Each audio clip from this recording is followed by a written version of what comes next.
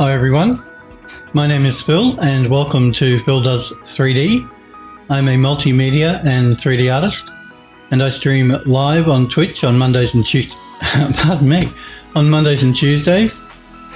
at 5 PM Pacific time in the US, 10 AM in Australia or 1 AM in the UK. Remember though, if you miss the live streams, you can always catch the premiere event streams, which are on a Friday and Saturday at 2 PM Pacific time in the US, 7 AM in Australia, or 10 PM in the UK. I hope all you guys and girls are well and you had a good weekend. Sniper Echo, good to see you, buddy. How are you? Did you have a good weekend, Sniper? How's your project coming along? It's been a while since I've asked you that. I hope it's all going well for you. And I hope you had a good weekend. I hope all you guys and girls had a great weekend. Just making sure my mic isn't muted and my music is playing.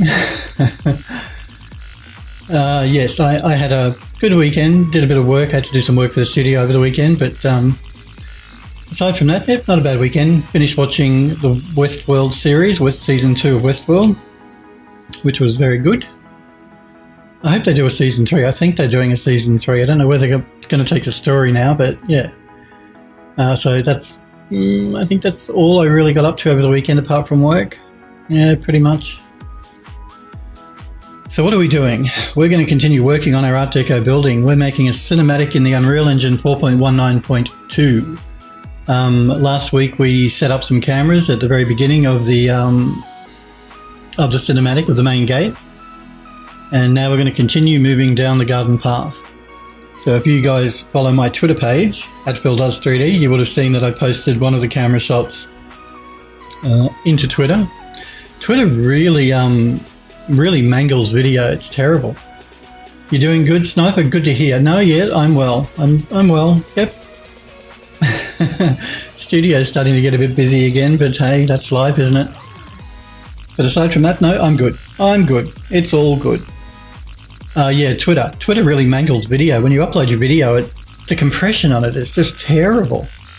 And I didn't upload it to YouTube because I don't want to do that now until we've finished the cinematic. So I'll upload the final cinematic. But I might just post the occasional camera shot animation on Twitter while we're going through making our cinematic. Twitter kills vids. Yeah, it certainly does. I couldn't believe just how bad the quality was. So what I thought we'd do, guys, is this. We're setting our cameras up, and I'm going to be creating probably more cameras than I'm going to use, than I need. Because I'd rather have too much than too little when it comes time for us to put everything together in Adobe Premiere. So I thought what we do is on Monday of every Monday, because you guys know I stream on a Monday and Tuesday in the US. So every Monday at the beginning of the stream, we will review the cameras of the previous week. And what I mean by that is I'm going to set cameras up on stream, but I won't render them on stream. I'll render the shots out off stream and then I'll convert those into an MP4 in Premiere, so they're all ready to go by the time we get to the end of setting up all of our cameras. We can just bring in all of the shots into Premiere and start organizing them and arranging them and all that sort of stuff. So what I thought we could do, like I said, is on stream I'll only set cameras up, and then between the last stream, which is on the Tuesday, and the following, and when I come back on the Monday, I will have rendered those shots out and I'll play them back for you guys to see what our camera shots look like, because it's hard to see in the engine while you're setting them up. Even though we can play the shot through, it's not fluid. It's a little bit, because it's saving them out as it's doing it. It's hard for us to get an idea of what the shot actually looks like. So, yeah, so I think that's what we'll do. Instead of me sitting here twiddling my thumbs while it renders stuff out, images out, even though it's a real-time engine, it does it very quickly. I just think it's probably more productive for us, just for me to work on the cameras on stream, and then on the Monday's stream, I'll play back the video from the previous week's cameras, all rendered out into shots. So let's do that now, shall we? I have Unreal open. We're going to continue setting up our cameras as we go down the garden path. But the first thing we're going to do, I think, is I'm just going to replay the shots that we've got so far. We have 4 camera shots. I've done a close-up shot. I'll explain what that's about in a minute. So this is and these shots aren't in any specific order. I may change them up. They're not going to probably appear in Premiere in this order. We'll mix them up a little bit, but this will be the very first camera shot. So this is our eagle flying in, doing its squawk, taking off and flying up over the top of the gate. Now you guys know I'm not an animator. I've never pretended to be one. So this is the best I can do in the time I've got, and it's not a great animation. I have to say, an animator would do a much better job than me. So what I thought we could do is to hide the fact that my crappy animation's a bit crappy. We're going to do a cut. So for this shot, we're going to have the eagle flying in. Let me just minimize this till it lands. Once it's landed, we're going to cut to a close-up shot, which will be this one. So we'll have a close-up shot of the eagle as it takes off, and then I'll just let that play through a couple of times so you guys can get a better look at it. So in the wide shot, the eagle comes in and lands. Once it lands, I'm going to cut to this close-up shot. And after it takes off there, we will cut back to the main shot. Let me just move through my timeline until the eagle is taken off. So around about here, and then we'll pick up the main shot from here. So wide shot, close-up shot, back to wide shot. That's the plan for this. And the reason I'm doing that is doing a close-up shot helps me to hide my crappy animation because you don't notice it so much when it's close up like this, particularly because the bird goes slightly off screen. So that's how we're going to fix the problem of my less than stellar animation.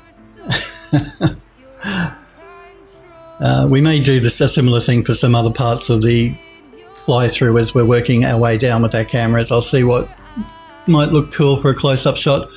We do have those deers as we get down to the pond. I'll be doing a close-up shot on those as well, and probably the bunnies in the backyard. There may be one or two other bits and pieces in the level that I'll decide to do a close-up shot on, but we'll work that out as we go through. So then we have shot 2, which is the shot where it moves through the twigs and the dead log here.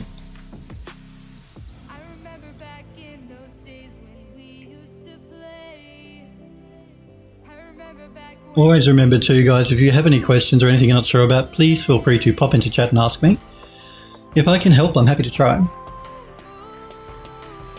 Don't pretend to know everything, so, I'm not saying I can help, but I'm willing to give it a go. So yeah, this is just a shot, setup shot, sort of establishing shot, they call it really, so that people know where we are, where we're going, and we're going to go through that gate. Alrighty. And again, doing it this way where I show you the shots the following week that we did the previous week just helps you get a better idea of what our cameras are looking like, what our shots are looking like. Now, all of these are rendered out in 4K. You're not going to see, unless you've got a 4K monitor, you're not probably going to notice it, but everything is 4K. And these shots are rendered from the stills in very high quality, so like 60 megabytes a second sort of quality. So we're not losing any information. This is another shot where we move through the trees to get a close-up of the gate, just from a different angle. Again, I'm probably going to create more camera shots than I'm going to use in the end, but I'd rather have too much than too little when it comes to putting our stuff together. So yeah, this is just a shot that we move through those two trees on the side and get a close-up shot of the actual gate.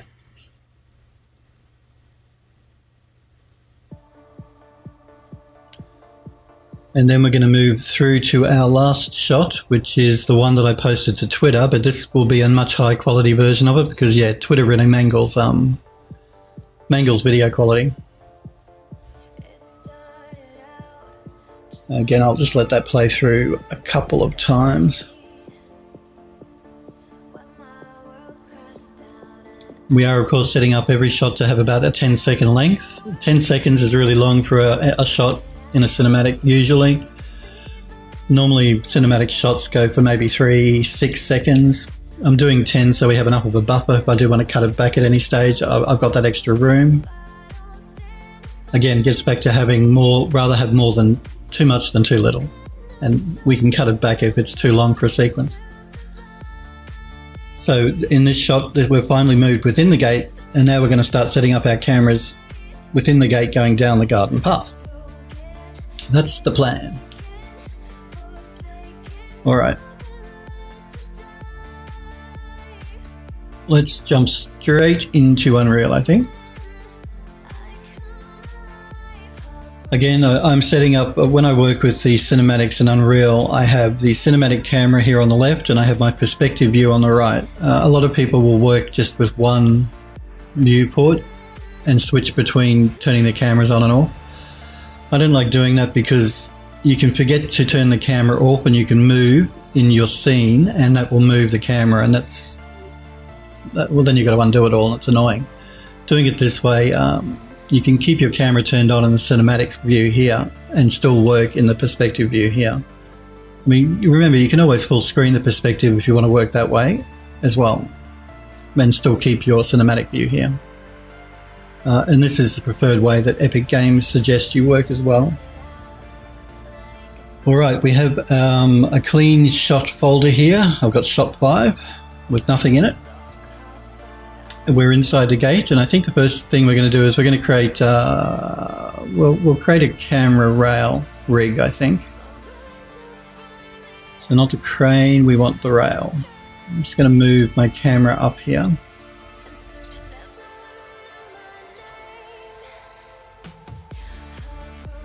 Drag our rail in. My apologies if you hear beeping in the background or a bit of banging. They're renovating the outside of the apartment complex here, and at the moment they're right outside my kitchen window. So if you do hear any beeping or banging, my apologies. It is the guys working outside in their cherry picker thing as they go up the walls and re-render the outside of the building and all that sort of stuff.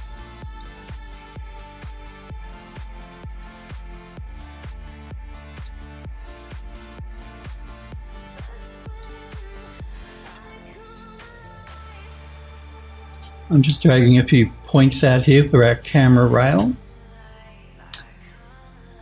What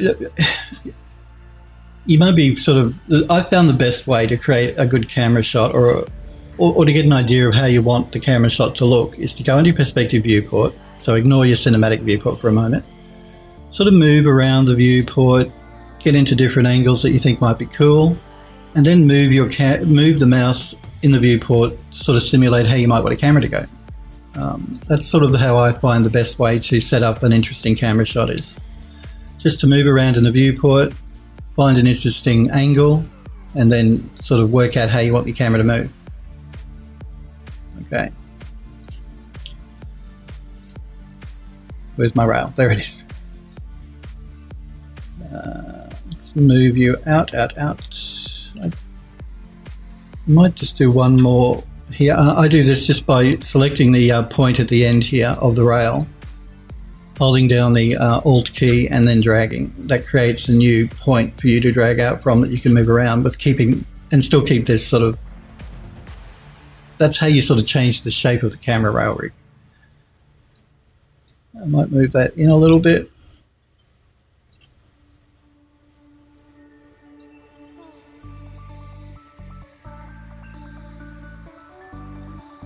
Okay, let's pull in a cinematic camera.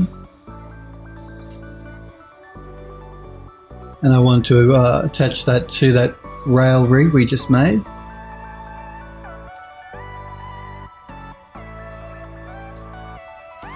Let's add that to our shot track. Just going to select both of those. Add the two objects, so it's the camera rail rig and the cinematic camera itself. Jump into our cinematic viewport, and I'm going to assign that camera to the camera cuts track. And we will turn it on. So that's what our camera is currently looking at.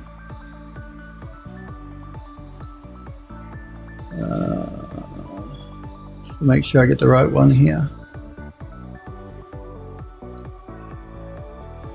Location's back at 0, that's good.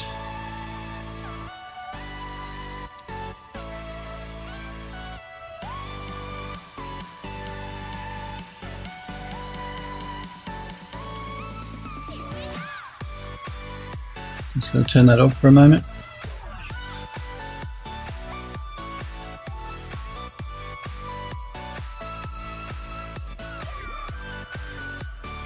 I'm looking at it this way. I'm wondering why I can't find my camera. Okay, but our camera's pointing in the wrong direction at the moment. I wanted to actually point down the garden path, so I'm going to select my camera and going to rotate it around.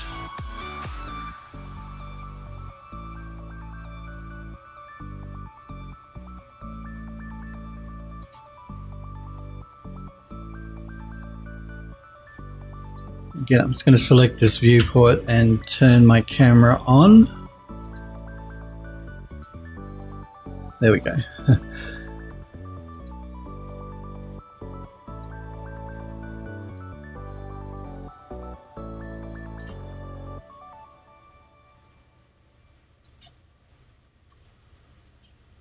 Let's turn that off. Again, must remember to select the right viewport. Turn that off.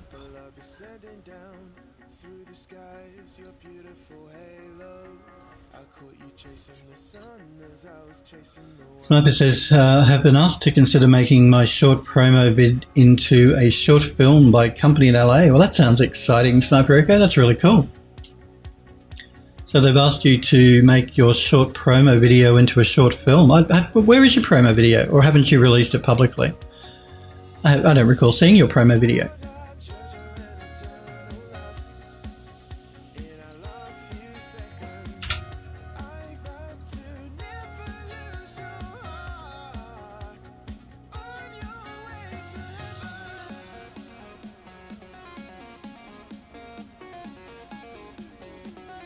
Just had to turn off cinematic preview, otherwise it wouldn't let me move.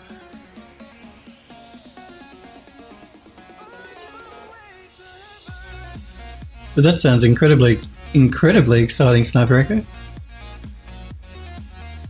Just gonna rotate my camera around again. You haven't released it publicly yet, okay. No problem. Well, it must be pretty cool. I'd like to see it. When you do release it publicly, make sure you let us know so we can check it out.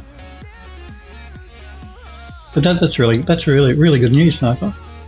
Really cool. You can't show it up until the go ahead. No, that's completely fine. I understand that. But I want to see it now. No, I get that. I do get that.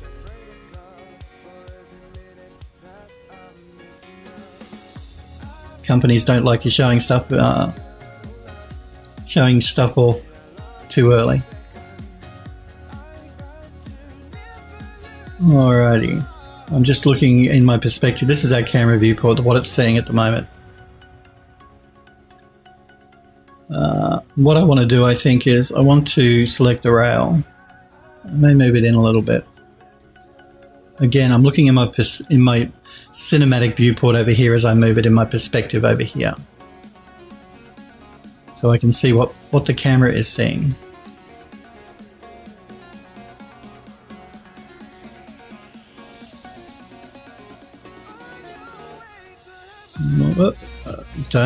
Every time I do that, I want to move the camera and end up moving the actual object by mistake. There we go. Sniper says, no, the promo vid isn't anything special, but the story behind it seems to be interesting to some people. Okay. I'm sure that the promo video is just as cool as the story behind it, Sniper.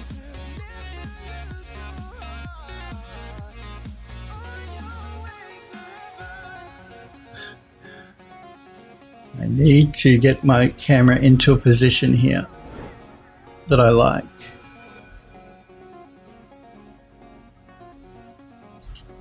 Again, it just comes, you just have to start playing around with the camera position here to get it into an area that looks cool.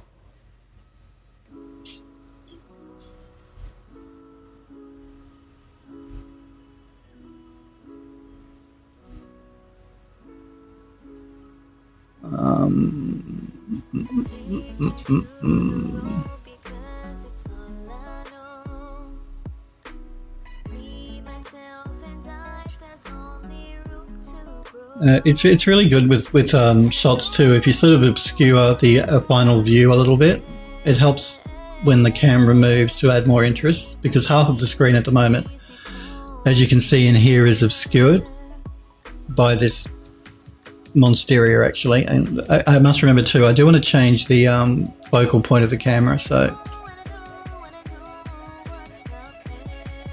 But that sounds cool, Sniper Echo, and the story behind it I'm sure is just as interesting, but I'm sure that the cinematic is cool as well. I'm going to select a camera.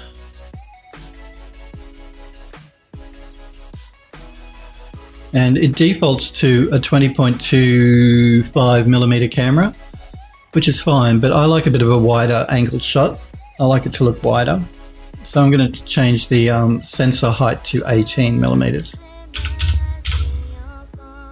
You sort of see what that does here in the cinematic viewport. It brings in those letterboxes, just makes it for a more of a cinematic looking camera. And again, part of our scene is sort of hidden behind this monsteria here. Let's go back to our camera rail. What do I want to do here? Let's see what it looks like if we move it down a little bit.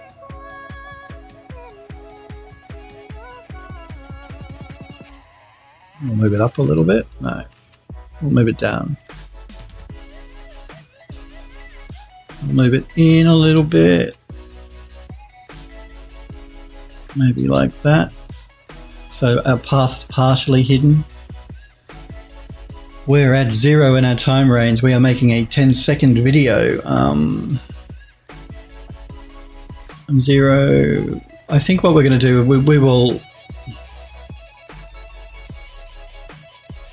we'll hold for 2 seconds, I think.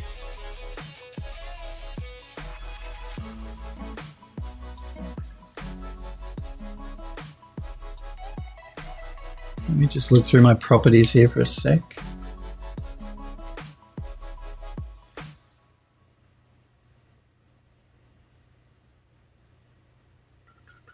Yeah, I think we'll hold for 2 seconds. So I'm just placing a keyframe here by pressing the S key on the keyboard. That's just a shortcut to place a keyframe.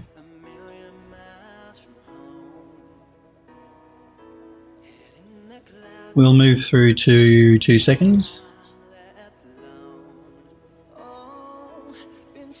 We will start to move our camera.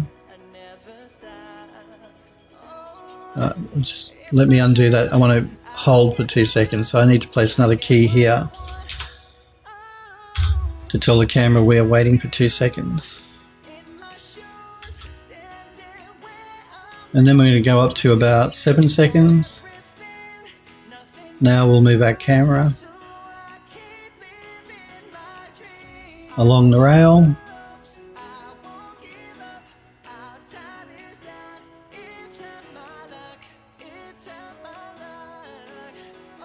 I'm just playing with this to see if I like the way the camera is going to be panning.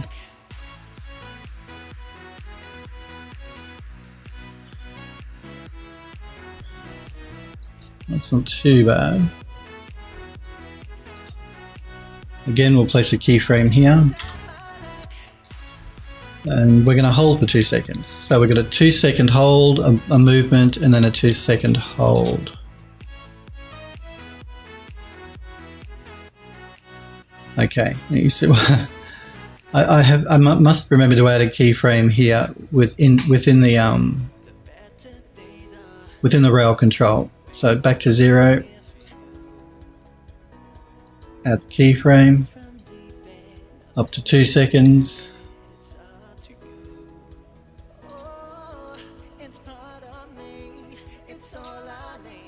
Add a keyframe. It's a simple camera movement, this one, up to 7 seconds.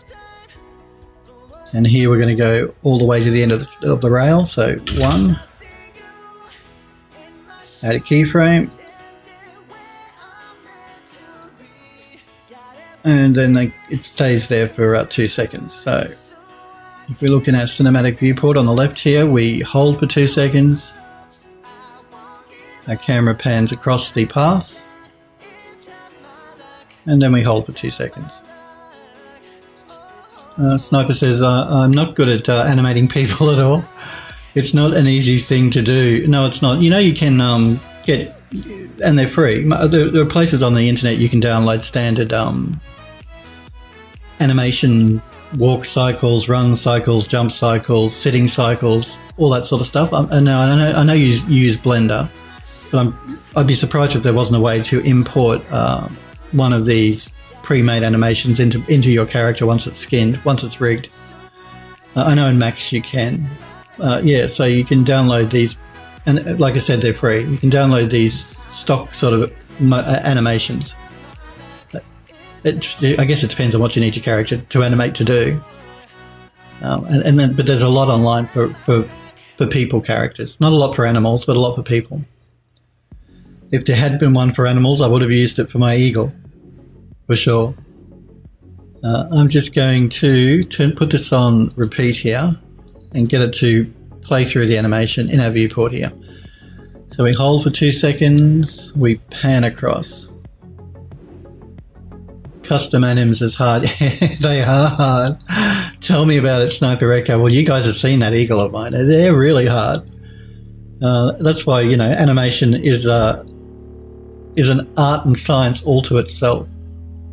Well, that's why you have people that specialize in nothing but animation. And generally, like, I can do environment animation stuff without a problem, but any character work, you need a professional animator will always do a much better job than I can, because that's all they do is animate. A friend of mine is very, very good at animation. It amazes me what he can do with animation, character animation. But unfortunately, he's off in the US working at the moment, so I'm just checking my camera here to have a look at the pan that we've got going on.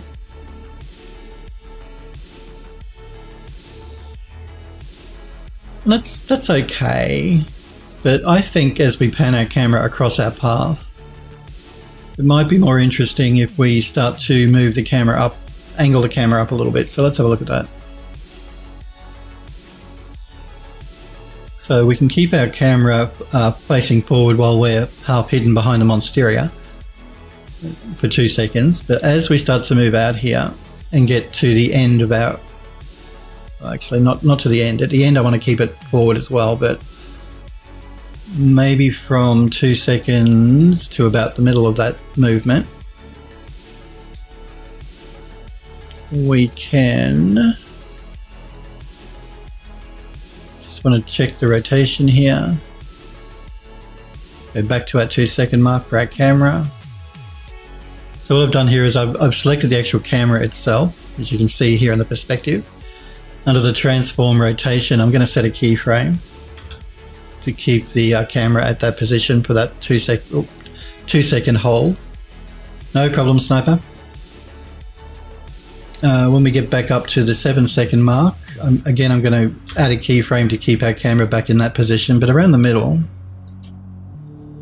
we may rotate our camera a little bit. So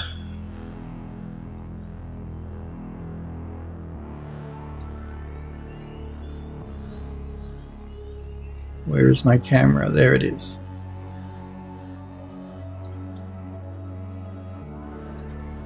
So again, I'm looking in this viewport over here while I work here, because this is what the camera is going to be seeing.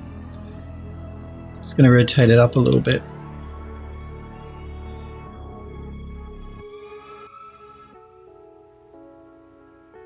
Maybe like that. Let's set a keyframe. So you can sort of see what's going on here. We hold for 2 seconds. As the camera starts to move, it starts to pan up. And then it pans back down again as we get to the end here, and we hold for 2 seconds. So let's play that through in our cinematic viewport here.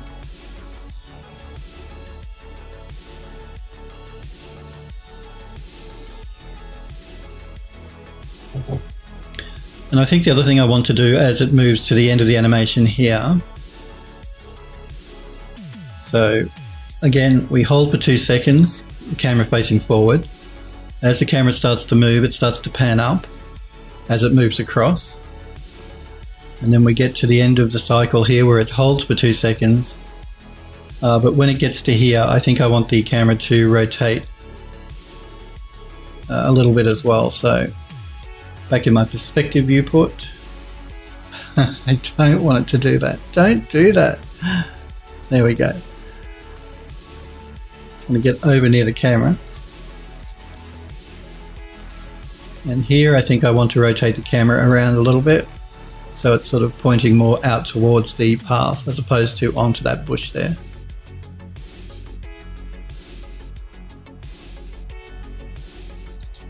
I forgot to, I want to make sure I'm in the right position here for my key. And again, rotate it around.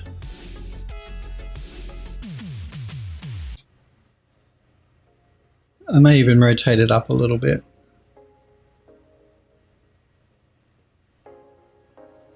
So we see more of the background. And again, I'm going to set a keyframe.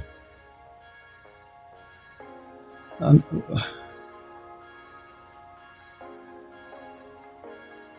just going to delete those keys there and redo them because it looked like I had 2 sets overlapping each other.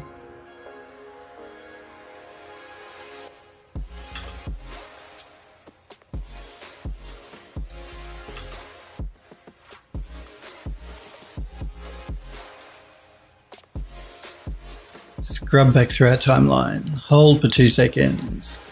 Camera moves and pans up. Moves into the side here.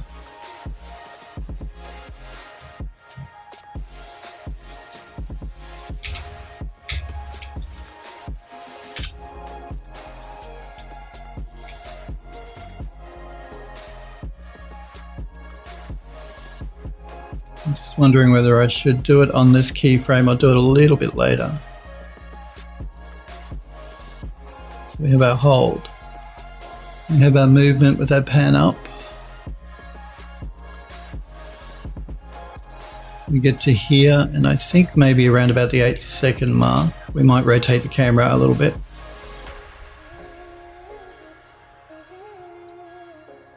So it faces in toward the path a little bit more.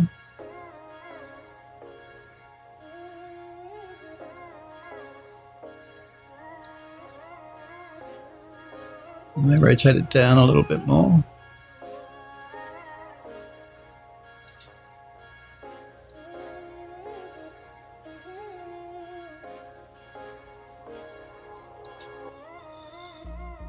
And let's set a keyframe here.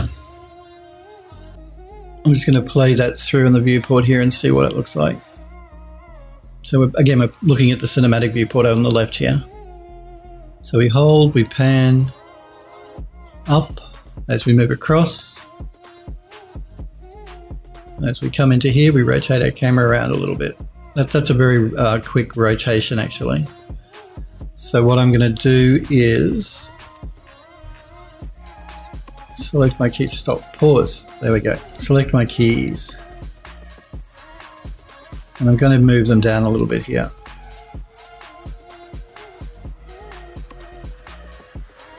Maybe down to 9 seconds, just after 9 seconds.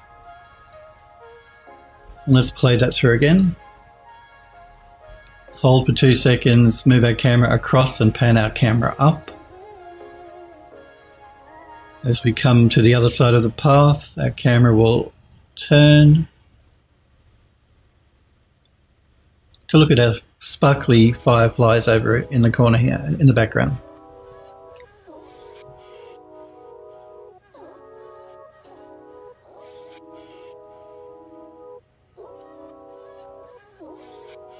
And then we hold for a second.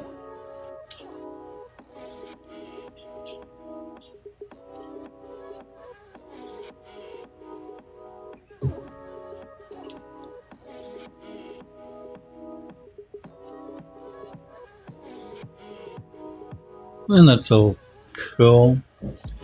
Now we do have those seed pods that are floating down. Those little white things you see as seed pods. It's hard to make out in the small viewport. And I thought it might be cool if we set a camera up that's looking up towards where they're coming from so that they sort of move in front of the camera. So I think we'll do a shot so that we can see those seed pods, but I also want to do a shot with another blocking shot. Like with this shot, we sort of block half of the screen with them on stereo when the camera starts, like here. I want to do another shot similar to that, but with one of the tree trunks. I think that would look cool. But I'm just going to watch this animation a few more times to see if there's any changes I want to make to this camera.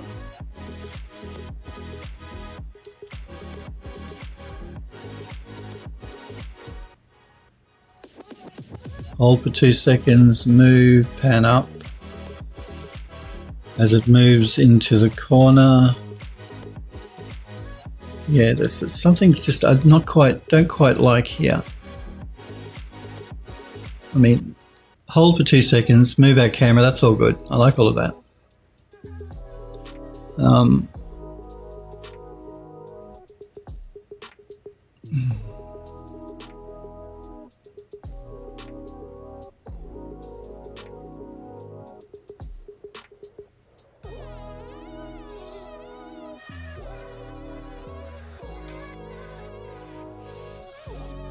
Just wondering whether I should remove the keyframes from here. We might remove them, we'll see what happens. If we don't like it, we should be able to undo it. Actually, just before I do that, I'm just going to do a save all. It'll just make it easier for me if something goes wrong to come back to the camera movement without having to redo it all. Alright, let's delete these keyframes and let's look at the way the camera wants to move. Hold for 2 seconds, move across, pan up, across, rotate. I think that's better. I'm going to again play through here in the play the animation through on the cinematic viewport. So we hold for 2 seconds, camera moves over, it pans up. As it comes to the end of the rail, it starts to turn until we end up focusing on our fireflies over here. And that's better. It's a smoother movement. Having the keyframes here, it made the animation look a bit too stiff, not a smooth movement, which is what I want. So we get a nice smooth movement here at the end of the camera animation track. Then we hold for a second.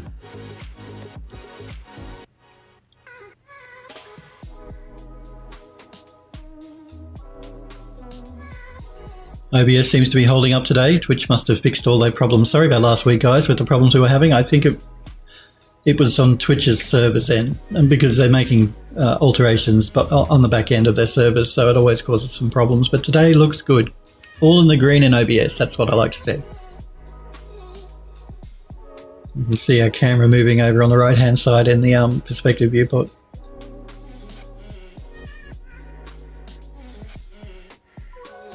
Over, pan up, twist our camera around and look at our fireflies on the left hand side. That's all good. Okay.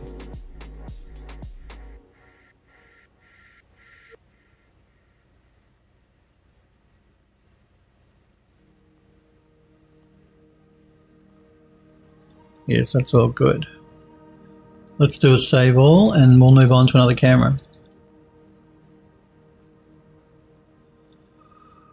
So let's start with a new camera. I have an empty shot camera here that I like to use, so I'm just going to duplicate that. And we're going to call this shot 6.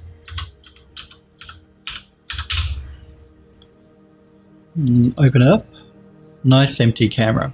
Shot track. Okay, let's jump back into our perspective viewport here so I can see where I want the next camera to be. And I think I like this tree trunk here. Let's set a camera up here for the tree trunk. Will I do a rail? Yeah, we'll do another camera rail. Why not? So we don't want the crane, we want the rail. Let's drag that in.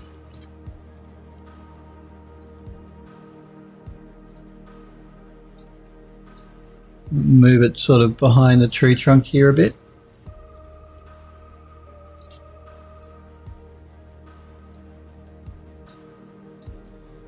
Let's add another cinematic camera.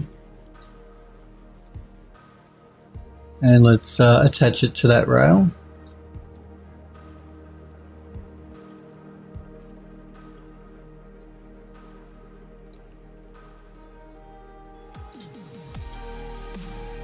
Let's position it back at 0.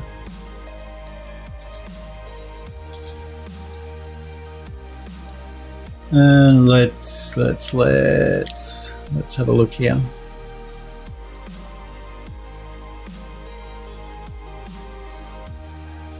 Let's rotate it around.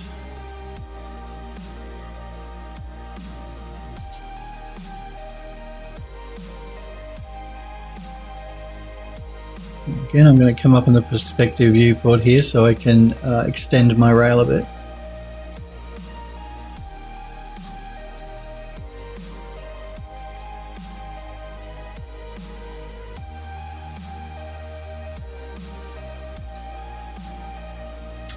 Hold down the Alt key and drag out.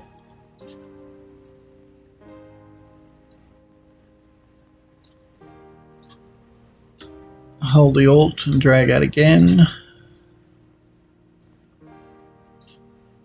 And maybe one more. So Alt key and drag one more. There we go.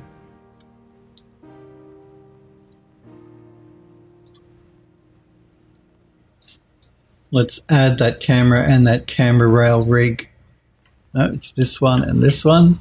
Let's add them to our empty shot track here.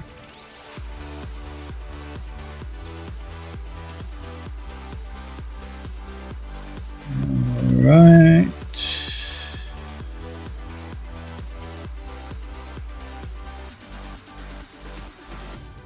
Again, I want to make sure my sensor height is at 18 and not 20.25.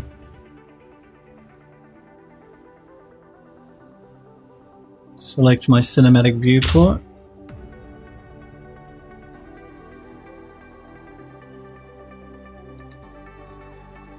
Turn on that camera there. What we see there, I think, is part of the rail rig by the look of it.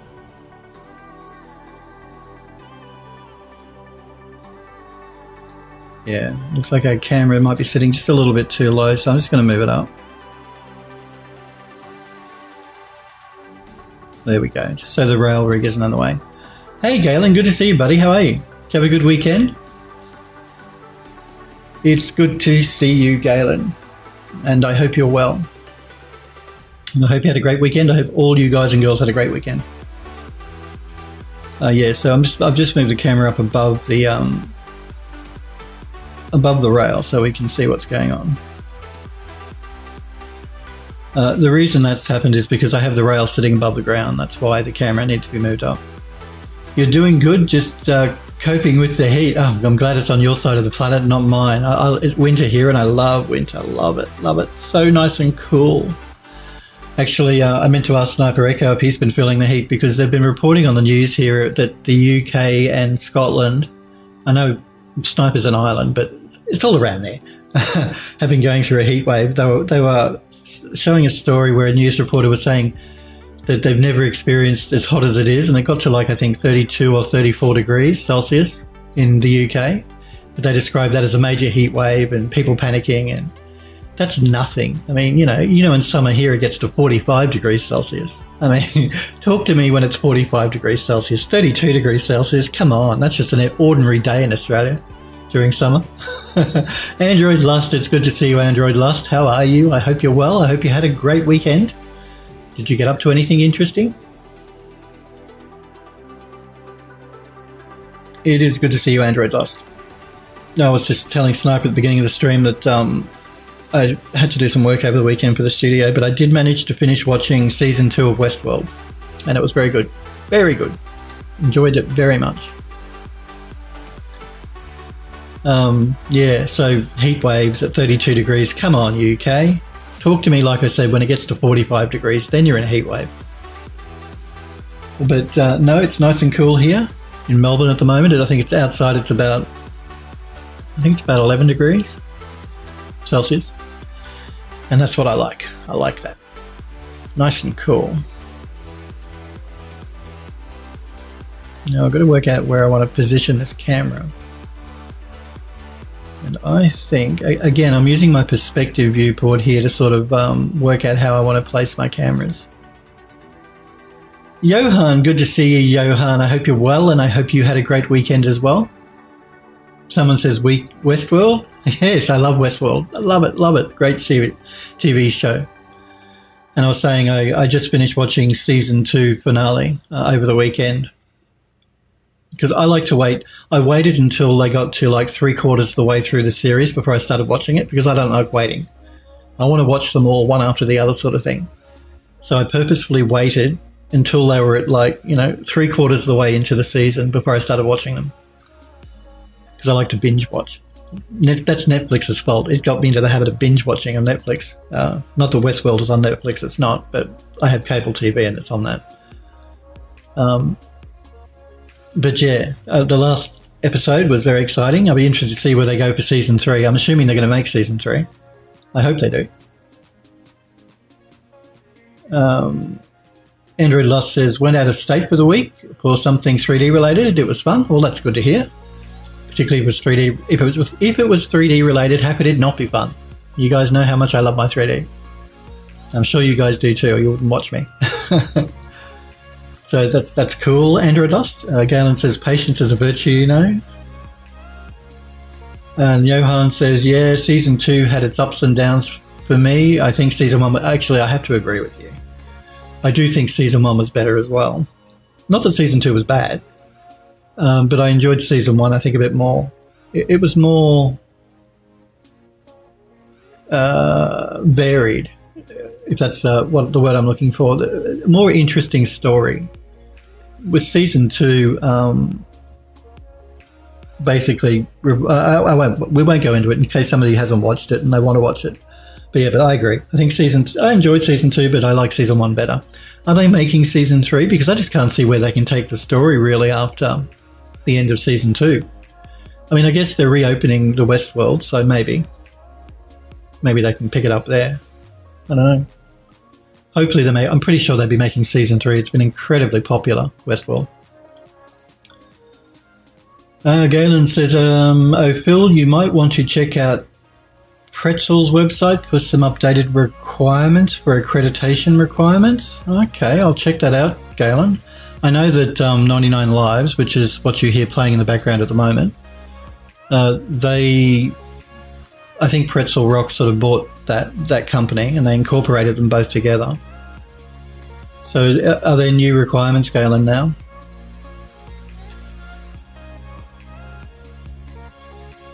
What have they done, Galen? What accreditation do they want now? They can. I have their on stream while I play their music. You can see the music name, the song title, and the band or the group that made it.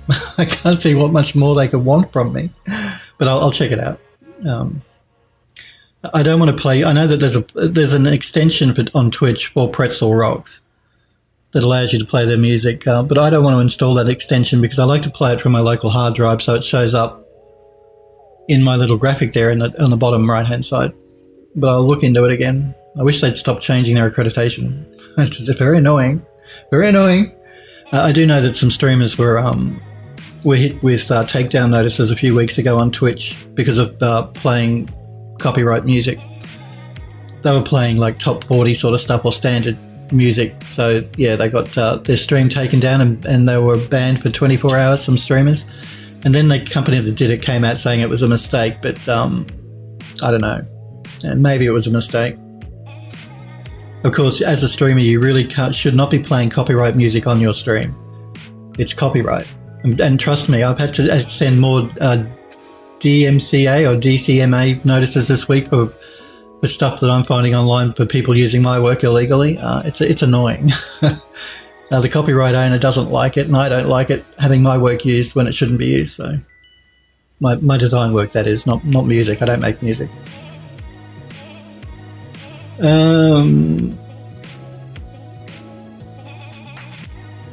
Andrew Lust says, I've heard good things about Westworld. I want to watch it, but I like to wait until a few seasons of a show goes by before I start. Well, again, yeah, I can relate to that because I didn't start watching season 2 until it was like 3/4 of the way through.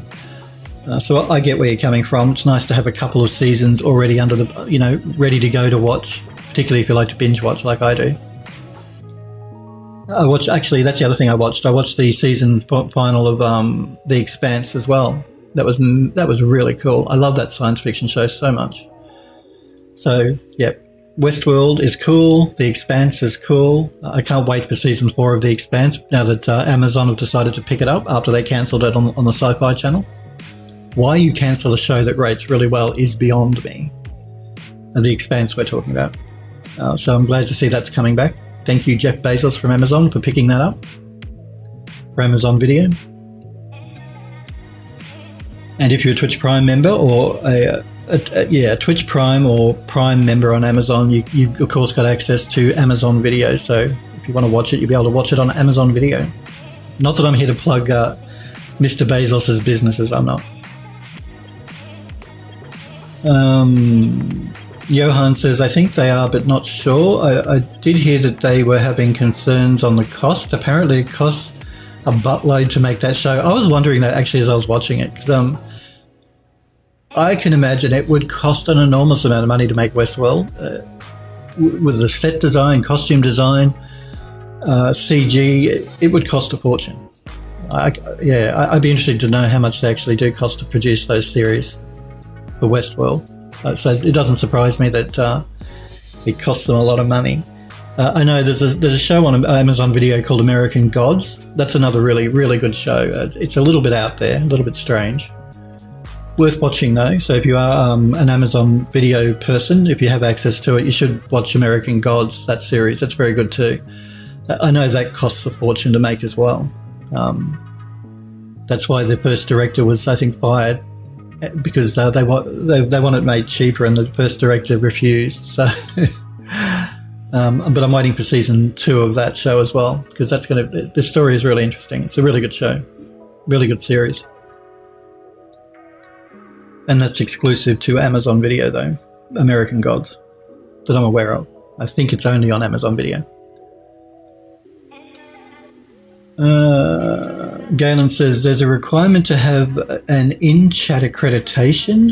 That's just a bot that lists the song and artist with a link to the site for the song. Oh, okay. Because I know 99 Live still have their website up, and I checked their accreditation the other day, unless they've changed it in the last week, whereby the only requirement from 99 Lives was to have the accreditation in the description on YouTube. And they'd like it if you could show it on streaming live, which I do by the little graphic down there in the bottom right-hand corner. But now that Pretzel Rocks they want accreditation in my chat. Come on, guys. I don't want to pollute my chat with accreditation of video, of music that's playing at the time. That's a bit much, I think. Yeah, I'm not happy about that. I'll read up on that, Galen. Thanks for the heads up, though.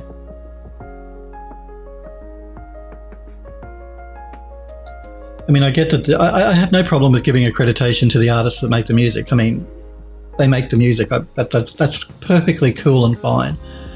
But that is why I have the information on screen there. If they want me to set up a bot to have it post in my chat, I'm not happy about that. Actually, I don't even know how it would work, because I don't play music via Pretzel. I don't use their playlist. I use my own from the hard drive. I'll look into it. I'll go back to 99 Live's website. I'll check there, and I'll look into Pretzel Rock's website as well. Mesh Fusion, good to see you, Mesh Fusion. Yeah, do. I'm assuming Mesh Fusion says need to remember that one. If you're talking about American Gods, yeah, do look it up on Amazon Video. It's really good, really, really good. Like I said, it's a bit out there, but it's good. And it's different from any other show I have ever seen. It's strange, but good. Do bear in mind, it's like you have to be a mature person to be watching it, because there's sex scenes and things in it. So if you're 12 or something like that, don't watch American Gods. You need to be 15 and above, I think. Just putting that out there for anyone that is watching me or does watch me on the replay on the weekend. If you're not old enough, don't watch it. It's meant for adults. Yeah, American Gods. Yep, it's good. I recommend watching it.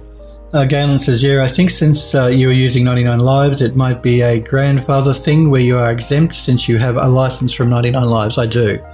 I actually purchased tracks from 99 Lives when you had to buy the tracks. But I'll look into it, Galen. Thanks for the heads up. I do like to make sure I'm doing the right thing with regards to copyright because I know how important it is to artists to get accredited. I don't have a problem with that, and I want to respect all that sort of stuff. But yeah, I've never used Pretzel Rocks, that website. I've always used 99 Lives.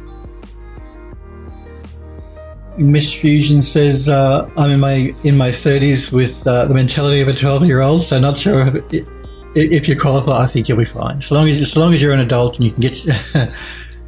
you should be good. You should be good, Miss Fusion. It'll be fine. But be prepared, it's very strange. It's a very strange show. I binge watched it as well, the first season, because I've only done one season. They're making season 2 now. So I binge watched it. I couldn't binge watch it all at one go. Like I binge watched maybe 3 episodes at a time.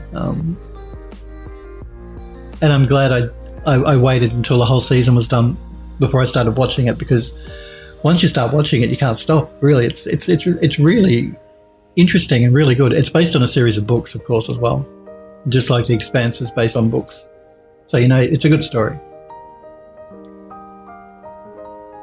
Galen says, I have a bunch of 99 Lives tracks, but I use Pretzel since it is easier for me. Yeah, look, I get why people want to use Pretzel. I mean, you choose a playlist.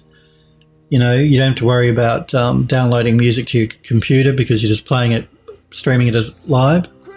The bot integration thing for that would be helpful because you couldn't get it on stream like I do with that graphic in the bottom right hand corner where it tells you the music, it tells you the artist's name and it tells you the song name. That would be more difficult. It's easier if you're using the Pretzel Rocks playlist, so I get that. And they probably have a bigger range than 99 Lives tracks that I have as well. So I may look into changing it up at some stage in the future when I get a bit more time. There's other things I've got to do at the moment. And I like 99 Lives. You're back. Good to hear. Yeah, so but thanks for the heads up, Galen. I will check it out because, like I said, I do want to respect copyright for people because it's important. Like I said, I've had to send so many notices this week to have my work taken down from people using it illegally. I get it. I do get it. Like I was telling you guys last week, I send these DMCA or DCMA. I always get that confused, and Cookie isn't here to remind me which way it's supposed to go. I send those notices out when I come across anyone using my work illegally or offering it illegally, but I'd never sue anyone. But I certainly will have it taken down if I come across it, because you're stealing my work, and that's not cool. That's not cool. All right, so we're doing this camera that we want to. I want to have the tree trunk in shot before we move out. So let me have a look here. We're in our perspective viewport.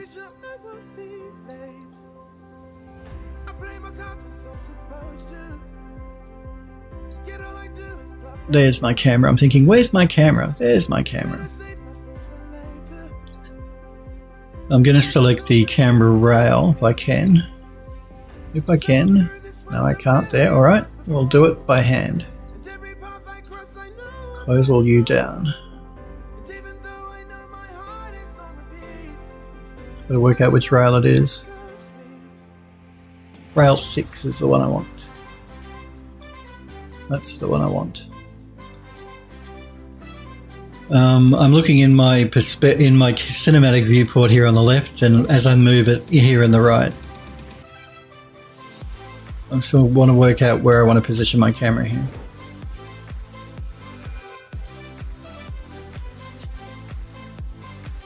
That timing though, that's right. I might bring this rail rig up a little bit, I think. So again, I keep looking in my cinematic viewport on the left while I make my adjustments in my perspective on the right here.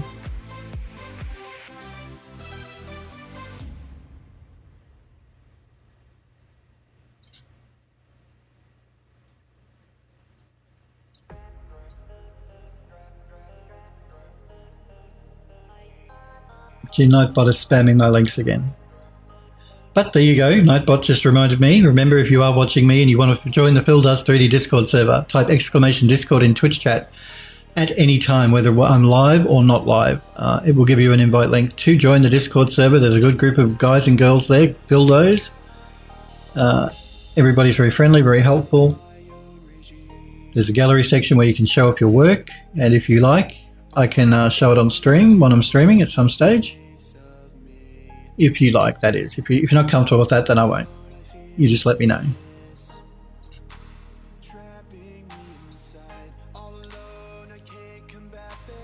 What did you work on today, Galen? Galen, for anyone that doesn't know, is a streamer as well. I encourage you guys to follow his channel. He uses Blender, I believe, for 3D, unless he's changed it up a bit. I don't know. He was, last time I was talking to Galen, he was making a physical 3D model, printed model.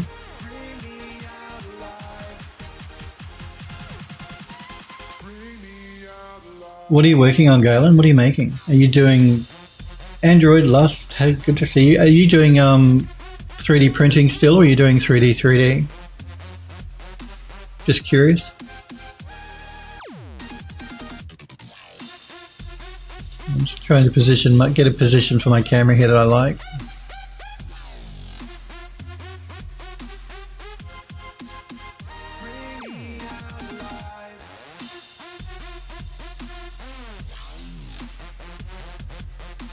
Galen says, I started on the Nostromo and switched over to the Narcissus. Okay.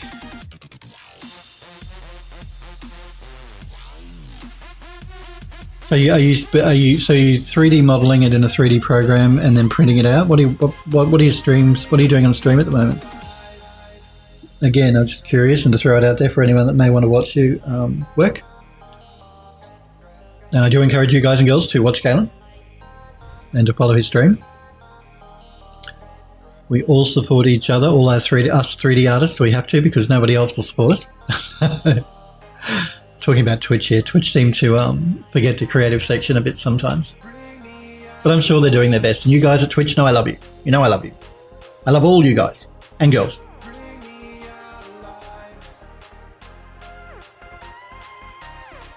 Today it was Blender work. Okay, well there you go. If you want to watch Galen working in Blender or doing some 3D printing, follow his channel. I won't do a plug for Legmog because Legmog's not here. You only get a plug if you're in my chat. I'm again trying to work out how I want to animate this camera here. Sniper says excited for the alpha release of Blender 2.8 today. Ooh, woohoo!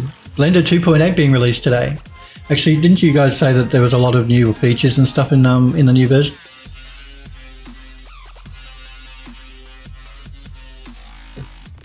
Legmog is ale.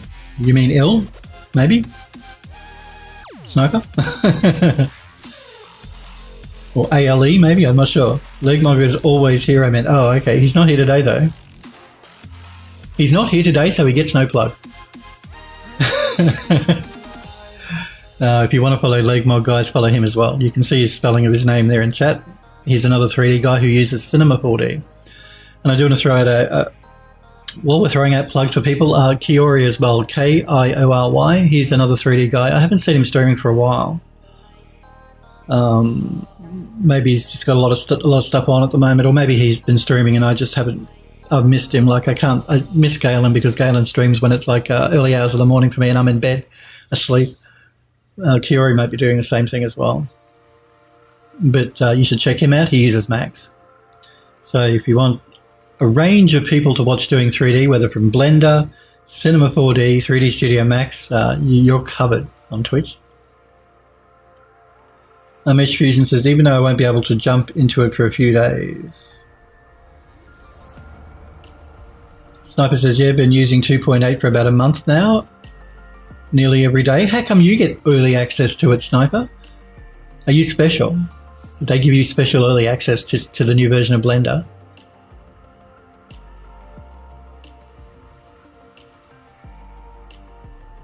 and Cookie Mesh Fusion says. I'm not sure what what's going on there. What are we talking about, Mesh Fusion? Sniper says posted a work in progress. Galen says posted a work in progress render on the progress today in Discord gallery, in my gallery. Let me check. Actually, I see there's something new in Discord, so let's have a look. Remember, guys and girls, unless you're a subscriber to my channel, do not post links in Twitch chat. Sniper, Echo, or Nightbot will ban you, or time you out at least. But everybody's free to post a link on the Discord server. That's one of the reasons I set it up, so that you can show me your work, because you guys know I love looking at the stuff you're doing. And I see the image that Galen has posted, so let's check it out. And this is today's progress, Galen says. Let me open up my browser and drag it over because it's on my second monitor. Again, anyone that wants to know more about me, go to phildoes3d.com and you can read up about me and look at my gallery and do all that sort of stuff there. If you're new to my channel and you don't know who I am. That looks very nice, Galen. Very nice, actually. Nice detailing. You've done quite a bit of work there. How long have you been working on this, Galen? That's looking really cool. Like I said, I like the detailing work you've got going on. It looks excellent, amazing. Super, super cool. Yeah, really nice. It's a nice render actually too. Okay, let me catch up with chat here. Sniper says, yeah, Curie hasn't streamed for a while either. Okay, yeah, I follow Curie on Twitter and I hadn't noticed any tweets from him saying he was streaming. I hope he's okay. He may just be busy with contract work or something. Because I like his little cat too, or his big cat, particularly when it wants to be fed. Tapping him on the shoulder, that's very cute. So I hope he's well. Android Lost says, we need a Maya streamer now. Yeah, we do. Actually, we do. I think, does Cookie use Maya? Maybe? From memory? She might use Maya.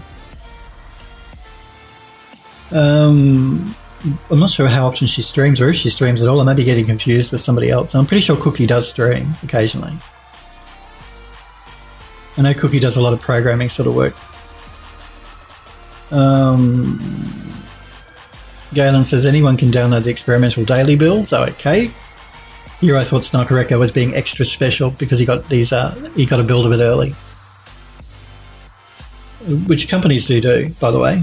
If you're sometimes if you just ask, they'll do it for you. They'll let you have access to early alpha and beta builds before it's released to general public. They won't do it for everyone or all the time, but sometimes they will. If you want to beta test their stuff for them. I occasionally will do that, but I don't like to do that. I don't like using anything that's not production ready. I don't want my machine crashing at all at unexpected times.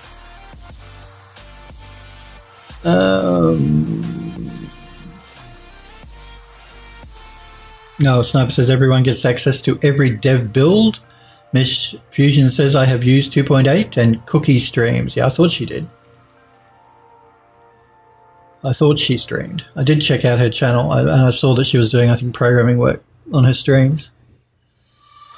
Galen says I probably have about 40 hours in that maybe. That's excellent work for 40 hours, Galen. Like I said, I really like the amount of detail you've got in the model. I like the render too. It's looking excellent. Mesh Fusion says, meant I can't jump into the last 2.8 alpha for a few days. I have 2.7.9 set up with so many scripts and configs, I can't fully switch to 2.8 yet. That's always a problem. The same goes with the Unreal Engine here. When you jump between versions, major versions, if you do a lot of blueprint work, that can sometimes cause some problems. It hasn't for our project because I haven't been doing any work in Blueprint, but if you're doing a lot of programming or scripting or blueprints, you can cause problems jumping into new versions. Epic tried their best to make sure that everything moves across smoothly, but sometimes they make some changes that will cause some problems. Even for us with my level here, I noticed when I went from 4.18 to 4.19, all of my spotlights flipped 180 degrees and I had to go through the level and re-rotate them again. So yeah, always odd little things happen when you jump between versions of anything. Android Lust says, nice work, Galen. Yeah, it is very nice work, Galen. Mesh Fusion says she does stream. Cookie, yes, I'm pretty sure. I thought she did, because I have remembered. I've checked out some of her streams in the past. Galen says, I checked Blender this morning, but 2.8 wasn't released yet. Mesh Fusion says, all the streams I've seen were Unity programming. Yeah, I thought she used Unity as well, because I remember her giving Kel Voth a really hard time. He's the community manager at Epic Games. When he was in my stream, I remember her giving him a hard time because she's a Unity user. I thought it was very funny. Not that she uses Unity. Unity's great. You guys, again, you know I have no preference for a 3D software or game engine. I mean, they're all very good. I do like UE4 though. Sniper says, I usually compile from source so I can get access earlier. You can do that with the Unreal Engine too. You can do your own compile. It's always handy for those people that like to do that sort of thing. Again, I don't generally do that myself, but you can. Mesh Fusion says, Blender lets everyone have access to daily builds, beta or not. Okay, there you go. I've been told. Yeah, I wasn't aware because, again, I don't use Blender. And there's Nightbot spamming my links again.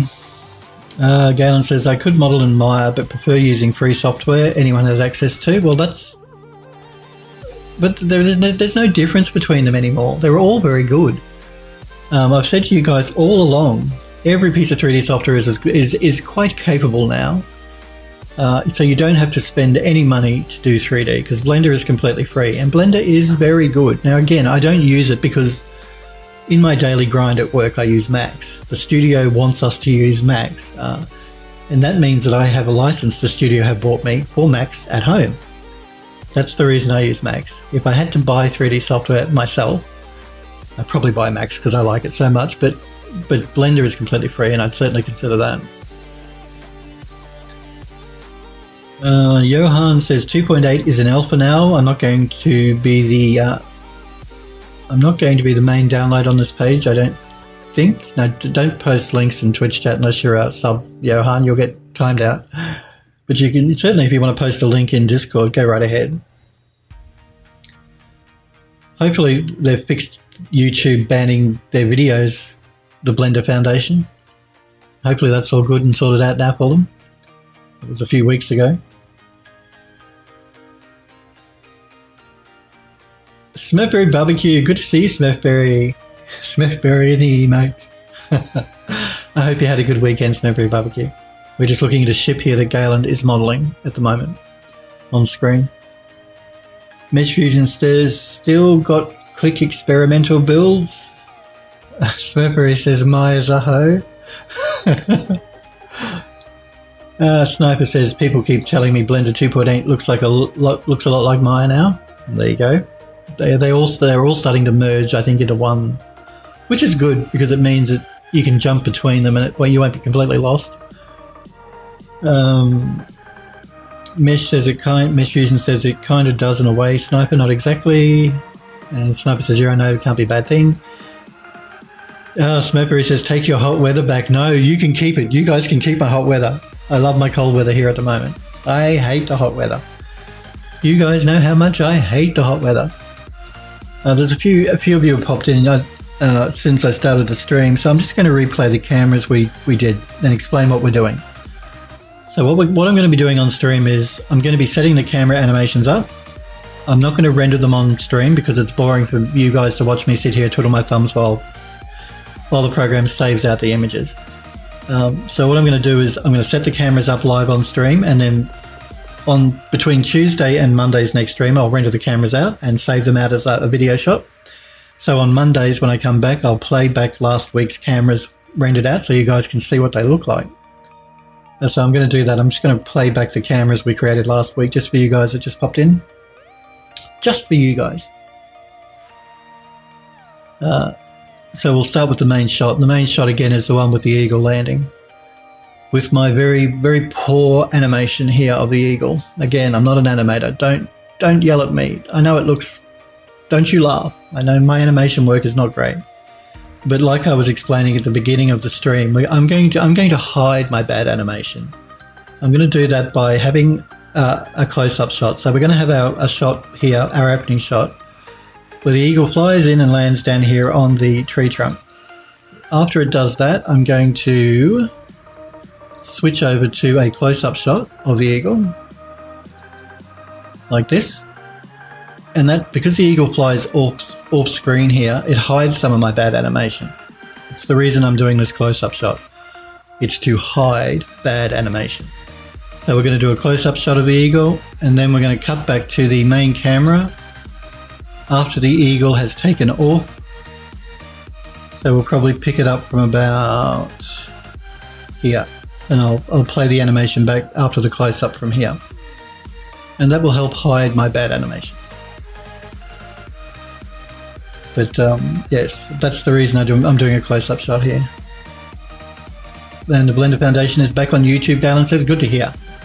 They should never have been taken down. I don't know what's going on with YouTube. Don't get me started on YouTube, guys. You know how I feel about YouTube. I could bitch about what's going on with that company for the next half an hour, but I won't. You don't want to hear me bitching. Sniper says, seems like they're trying to move away from shortcut keys, or at least restructure them to free up keys for add-ons. Oh, that's terrible. I use shortcut keys all the time. They don't want to be messing with shortcuts. Shortcut keys are important and useful. So that's concerning. Mesh Fusion says, cold weather for you is probably hot weather for us. Yeah, it would be. I'm on the other side. I'm all the way down under, as they say in Australia, so we're in winter at the moment. Middle of winter, actually. We're just in July now, yeah. Next 2 weeks will be the middle of winter. It's nice and cool. I love the cold weather. I love snuggling up in bed when it's cold. And raining. I like the sound of the rain as well. Sniper says, only after speaking to some experienced visual effects CGI artists did I really get a sense of how big in terms of functionality Blender is. There you go. Mesh Fusion says, it's actually a ZBrush rant time according to my car. Let me tell you about it. No, we're not going to go there. We're not going to go there. I'm not going to be set off. You know, two things will set me off every time. YouTube and ZBrush's interface. ZBrush's interface is probably the number one button pusher for me, as you guys know. Snowberry says, you take my shortcuts, I'll take your fingers. I agree, Snowberry Barbecue. I love my shortcuts as well. Can't live without the shortcuts. Those shortcut keys are important. Galen says, turns out they were taken down because they did not allow ads on their videos, so Google sent them a contract. Don't know if they signed the contract or stuck by their guns. Since YouTube changed the terms of service for partner and they demonetized all my videos, bearing in mind that I was a partner with YouTube in 2006, so I've been a YouTube partner for like 12 years, able to monetize all my videos. But because YouTube decided to change the rules and demonetize them, I made sure I went into my YouTube and turned off the setting where it says allow YouTube to run ads on my videos, because I'm not getting paid for it. They're annoying. So I thought, bugger you, and I demonetized, turned off that option on all my videos. So even if you're demonetized, so you can't earn ad revenue on YouTube, they would still play ads on your videos unless you go into the settings. It's under advanced in your YouTube account, and untick that little tick box that says allow YouTube to play ads on my videos. So I made sure I did that for my YouTube channel. So maybe it's something like that with them. And if I was them, I wouldn't sign any contract with Google or YouTube. I don't like the way they're behaving now. That's why I love Twitch so much. Twitch treat me good, they do. YouTube don't. Not anymore. Which is why I'm not uploading videos to YouTube a lot, because they pissed me off. Sniper says, Phil, if you use Blender, you would know there is no free shortcut key left to use. Oh no, well I won't be using Blender then. Like I said, I love my shortcut keys, just like Snowberry said. Mesh Fusion says, no, I meant what do you think? What do you think is cold? Oh, what I think is cold probably feels hot to you there. Well, like I was saying to the guys, they've been running news stories from the UK in Australia here saying how they're going through a heat wave because it's 32 degrees. Talk to me when it's 45 degrees Celsius. That's a heat wave. 32 degrees is an average day in Australia. But see, at the moment outside it's about 11 degrees Celsius, and that to me is cold. But that's probably nothing for you guys in Europe where it snows all the time. You probably laugh at that, think that's not cold. Sniper says ZBrush hype. Yes, that's right. The ZBrush hype. Woo woo. Sniper says, I wonder should Blender model their user interface after Z1? I'm definitely not using it if they do that. YouTube equals ZBrush. Mesh Fusion says that's exactly right. DK Niter, good to see you, DK Niter. Thanks for popping in. I hope you had a good weekend, and I hope you're well. Says 32 degrees Celsius is very rare here in the UK. Yeah, I know it is. I'm being a bit facetious here. We just find it amusing in Australia when we see UK news reporters saying that you're going through a heat wave and it's 32 degrees Celsius, because 45 degrees Celsius here is normal for us in the middle of summer. Then that's a bit of a heat wave. But I can understand you guys in England and the UK and Britain are used to colder weather, so when it gets to 32 it's a bit of a shock for you. Mesh Fusion says, how hot is that in Fahrenheit? Yeah, I don't know. I don't work in Fahrenheit because I'm with the rest of the modern world and we work in Celsius and kilometres and centimetres, not feet and inches and all the rest of it that you guys in the US do. We use the metric system. So I couldn't tell you what it is in Fahrenheit. DK Niter says, usually we get above 25 degrees Celsius weather for max of 1 week a year, not 30 degrees for a month. You guys remember when I was streaming in summer here a few months ago, 6 months ago or so, I was telling you how hot it was getting, and it was hot for really long periods of time. Like in Melbourne where I live, in summer it can get hot for a day or two, but then we get a cool change coming through. But the summer just gone, we had periods of like 2 weeks where it was incredibly hot both during the day and during the night. There was no respite, and that was just awful. Awful. I remember it. It's just terrible. So the weather is changing. You don't get that variation anymore. It stays really one way for a long period of time, particularly heat. Global warming, people. Global warming. Sniper says, man, that would be some stream. Phil uses Blender. Sniper says 11 is a hot day here. Oh, well, it's a cool day for me. 11 Celsius, I mean, yeah, well, it's a cool day for me. 11 degrees Celsius. Because you guys know in summer here it's 45 degrees Celsius. Again, I'm just going through these shots that we did last week just so you guys can get an idea of what they look like. What our camera work we did last week looks like rendered out. This is the shot that where we moved through our dead tree log thing at the front of the gate.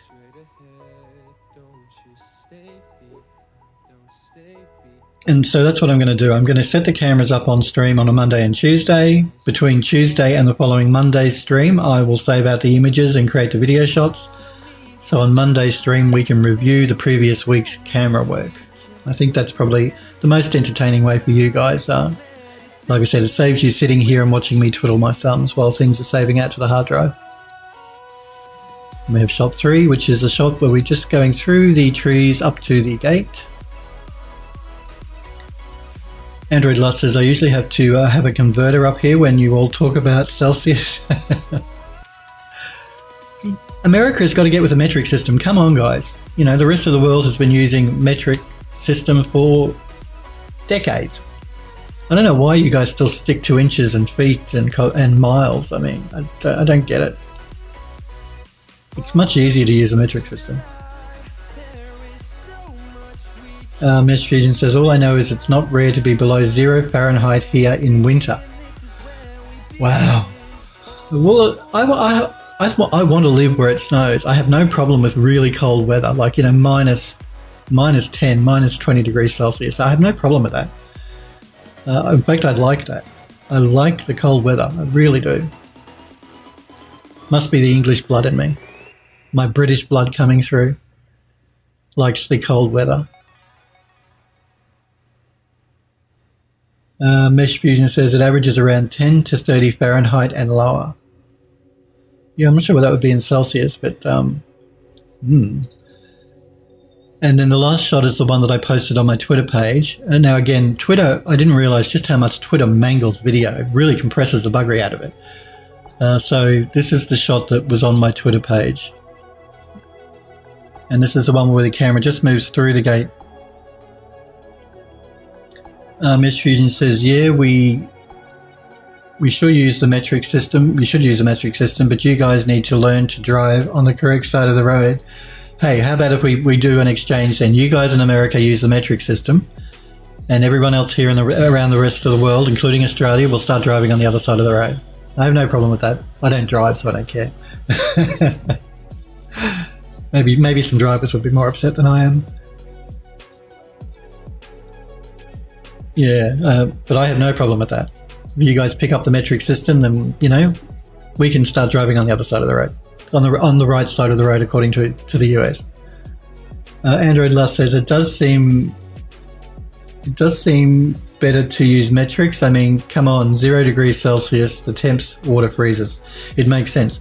It just working things out is easier too because it's in tens, whereas inches and feet aren't in nice metric groupings of 10. So it makes working any sort of mathematics out much easier if you use the metric system, instead of doing conversions from feet to inches and inches to kilometers and all that sort of stuff. Miles, my apologies, you use miles, we use kilometers. Sniper says, this is going to sound weird, but I can't find Kiori on Twitch or Twitter. Really? Smurpery says, Kelvin is the only unit that makes sense.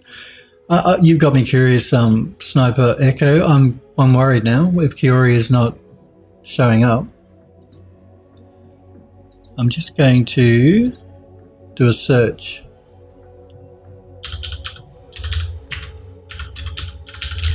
Let's see his Twitter account. No, Kiori on Twitter. I do follow Kiori on Twitter and he follows me. Oh, you're all right. He's not there. Let's check his Twitch account. Kiori Twitch. Sorry, unless you've got a time machine. Ooh, I'm a bit worried now. I hope he's okay. Why would he close his social media accounts and close his Twitch account?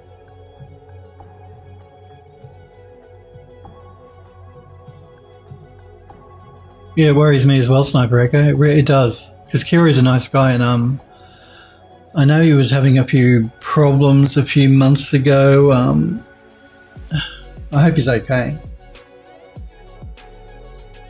That's incredibly upsetting and worrying. I hope Kiori is good.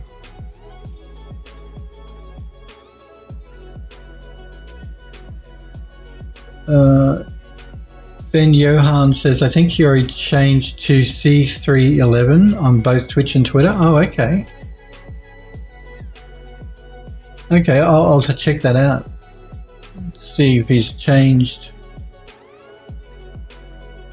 Oh, that happens. People change their Twitch and Twitter usernames. That's not unusual.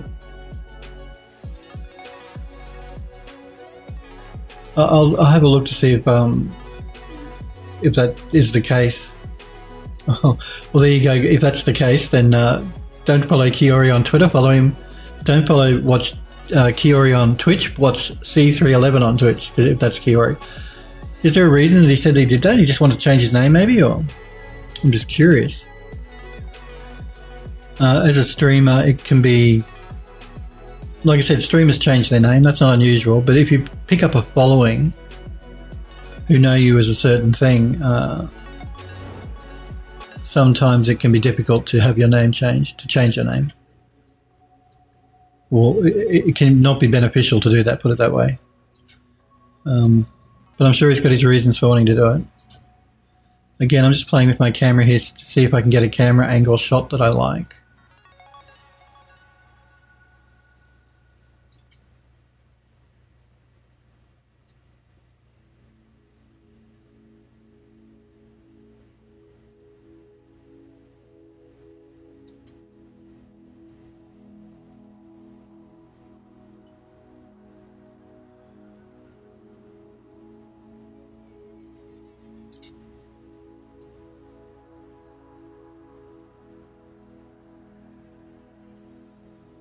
Yeah, I don't like this. I think this shot is too high.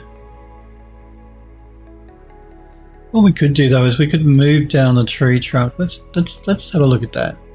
So I'm going to sort of focus my camera on the tree trunk here.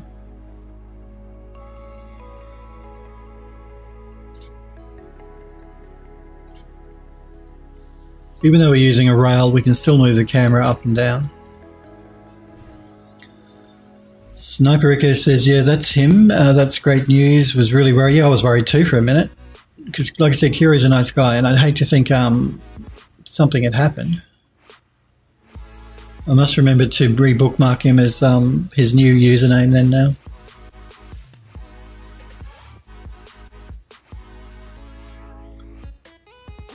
Sniper says, I only know it because of his Discord server. Oh, okay.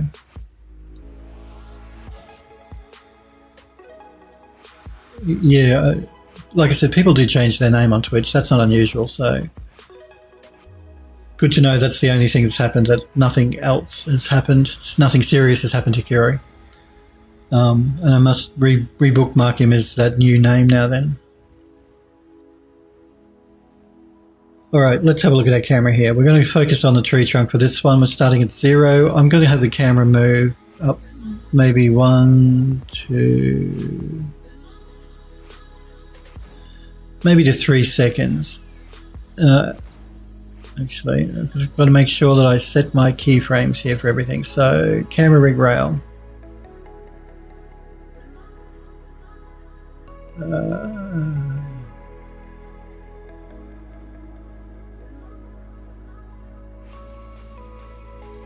Ben Johan says, I don't know why, but he has removed a lot of stuff and his Twitter is weird. What do you mean his Twitter is weird? Let me have a look. He's got me worried. So what's his username now? C311.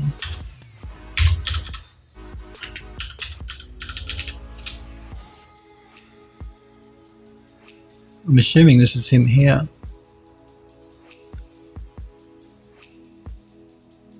Is this him?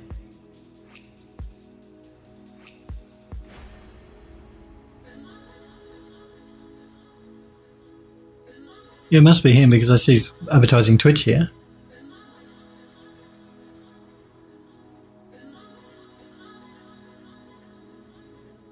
He's going for an interesting design here. What's this? Maybe he's just going for an edgy look now, I don't know. It's very edgy. This is him here, isn't it? C311. Underscore C311, yep. Yeah. Ben Johan says, I don't know why, but he's removed a lot of his stuff on his Twitter, and his Twitter is looking a bit weird.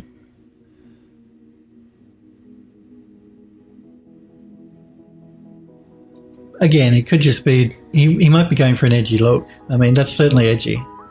He killed her. And it's mine. I'm not saying I don't like it. I mean, I think it looks pretty edgy.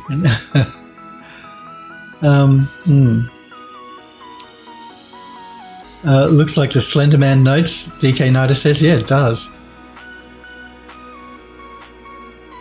Yeah, I'll have to, I hope he's good. I hope he's good. And like I said, it could just be that edgy look he's going for. That's what I'm going to assume. I personally wouldn't do it for my... I wouldn't do my brand that way, but hey, everybody has their own idea as to how they want to do their brand. Is this a planet here? Is Mars or something? For his graphic?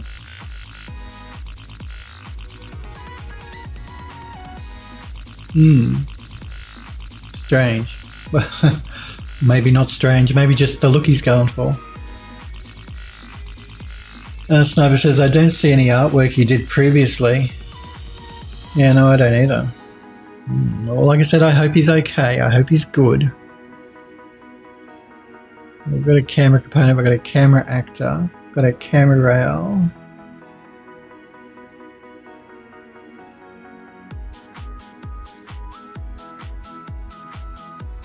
That's him in the profile image.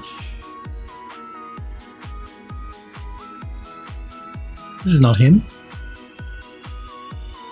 What you talking about, Sniper Echo?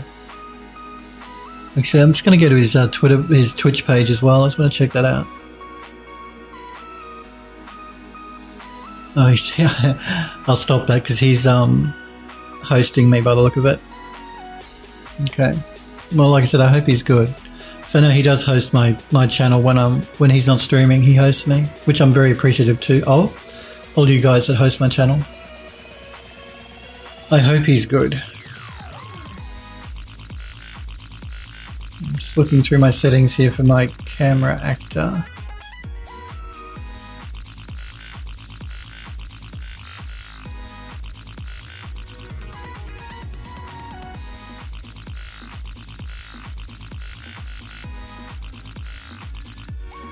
May just add a transform actor here to my camera rail.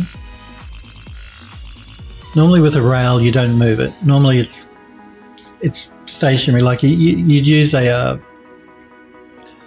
camera crane if you wanted to move your camera. Normally with a rail you don't. So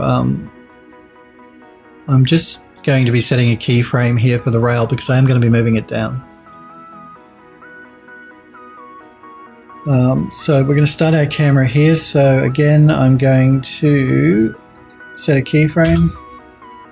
We're going to go down to about 3 seconds. And I'm going to move my camera. I'm going to move the entire rail down.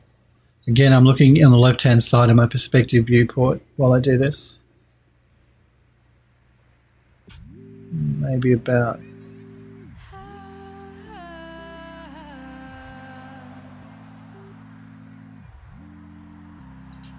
there. Set a keyframe. So we see what I'm doing here is I'm following the tree down, straight down. And then we're going to move out to about 7 seconds. Remembering these are 10-second shots. About. It doesn't have to be exactly 7 seconds. We can take some artistic license. I'm going to jump back here. I want to set a key for our camera rail position, our camera position on our rail, I should say. Just using the arrow keys to get back to the right spot here in my keyframe. Current position, I'm going to set a keyframe here.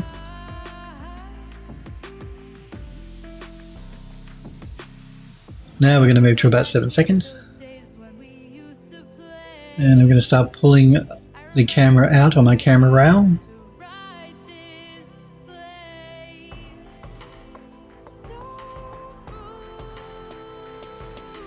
Maybe to about here. Again, we're going to set a keyframe. Again, I'm going to press S on the keyboard to set some keyframes for our transform. And we're going to hold here for about 2 seconds. So I'm just going to play that through a couple of times in the cinematic viewport here. So we move down the tree. And then we start to move our camera out from the tree. Straight across our path. I want to try and avoid doing too many camera swings on too many cameras. It can start to get disorientating for viewers if you start moving. Every shot has your camera swinging around to different things. It gets disorientating. So keeping a nice still camera between some swing shots is always good.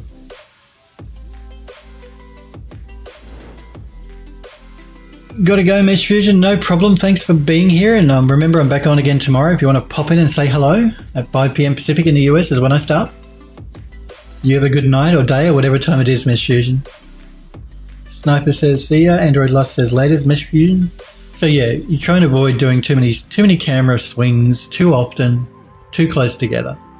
So just sort of space it out with a bit of normal camera work where the camera is not wildly swinging around inside your scene. Unlike the God of War. You want to try and avoid doing the God of War video sections, video game section. You know, whenever they did the camera, you guys were talking about they use one long camera shot. You can do that, but I don't recommend you do that. doing camera cuts to different cameras is always more effective, more impactful than doing one long camera run. And again, try and avoid doing too many camera swings too often, too close together. Unless you're going for a dramatic thing happening in the cinematic, you should probably want to avoid doing that. So our camera moves down our tree trunk. As it gets towards the base, it starts to move out just in straight lines. And then we hold here for a couple of seconds. That should be fine for our camera here. Now, let's create a new camera. Actually, let's do a save all. Wait for Unreal to save.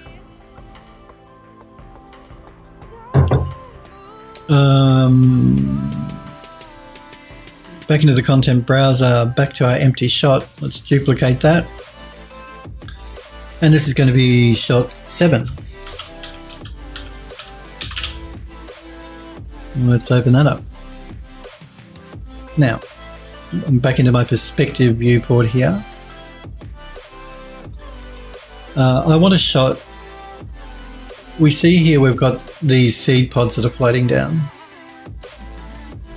And I think it'd be really cool to have a shot where these seed pods sort of float down in front of our camera. So I just want to get into a position here where I like the look of it. Just before I do that, I just want to jump quickly back to shot 6 because I want to make sure that I did change my camera focal point here. I changed it to 18. Yep, no, that's good. Okay, now we can jump back into shot 7. For this camera, I don't want it to move at all. I'm going to have a stationary still cinematic camera, so I'm just going to drag a cinematic camera into the viewport.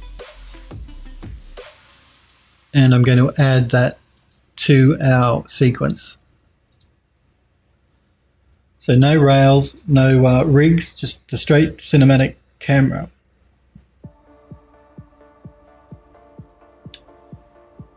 Now, let's position our camera. Going to move it back, so I want it more on the path. Going to jump into this viewport. Turn that on so we can see what our camera sees. Find my camera. I think it's here, sitting in the ground. There we go. Let's rotate it around the other way.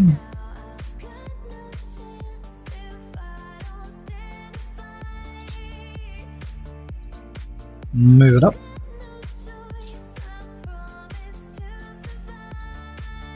Move it back.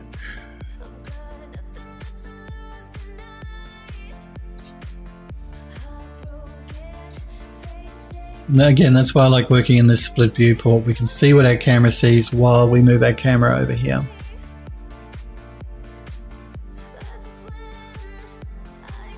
I'm going to rotate it so it's looking up a little bit more. Just going to undo that because it's not rotating on the right axis.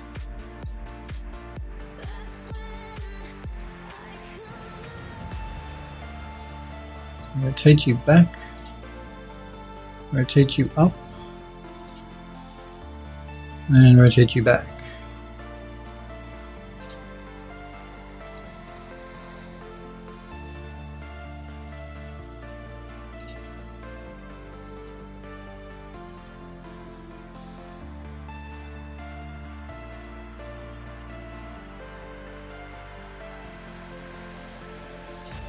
So you have to be careful here that we're seeing behind our forest where there is nothing.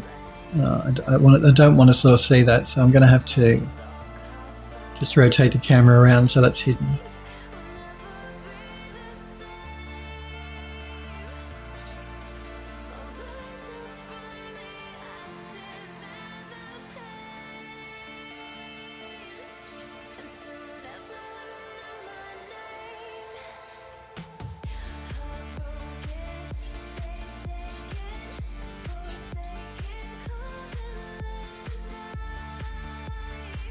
Again, I'll move my camera back. I like that we're getting those seed pods flying into the camera lens. Might just rotate it a little bit more.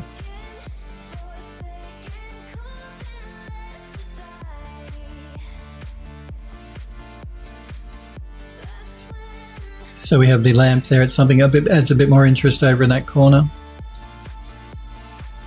I am just going to let this play for a little bit. I want to make sure my seed pods are actually moving into my camera lens.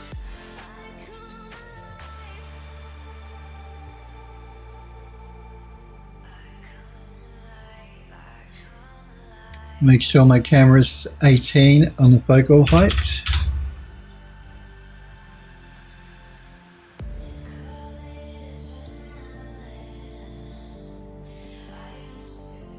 Again, I think my camera might need to be moved over a little bit. I think we're missing our seed pods. I don't think they're flying into the camera lens there enough.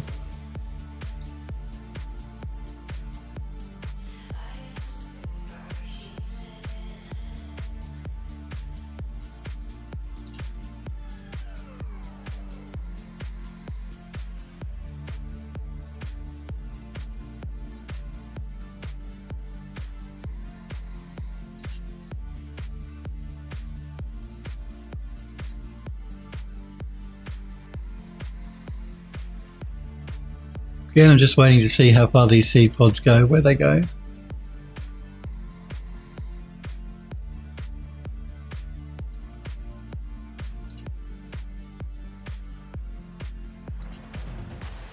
That's a bit better. They're coming towards our camera, but now we can't see our lamp post, so I'm going to have to rotate the camera a bit more.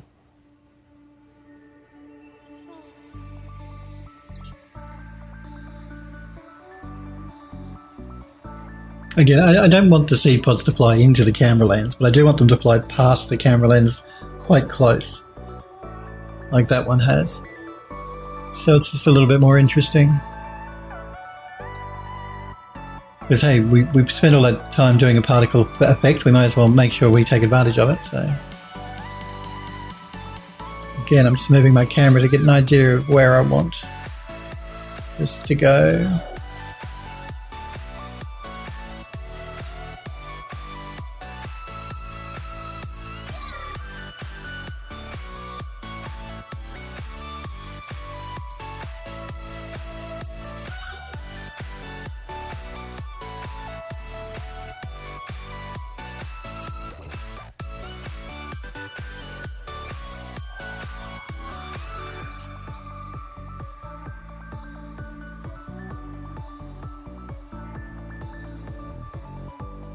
This is a really nice thing about working with a real-time game engine as opposed to working in a 3D program where you've got to render your images out before you see what the animation really looks like properly. I mean, you can do a quick render, but using a real-time game engine, you can visualize it pretty much immediately how it's going to look when you start rendering the shots out with a camera. That's one of the things I really love about using a game engine as opposed to rendering them out individually using a 3D program. Much more instant visual feedback. Again, I just want my seed pods to be in shot a little bit more.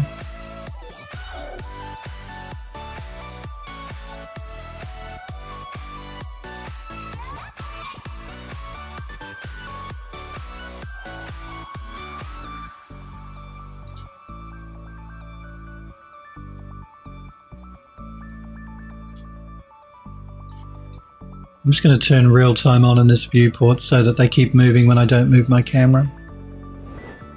It'll give me a better idea as to how they're moving in front of the camera.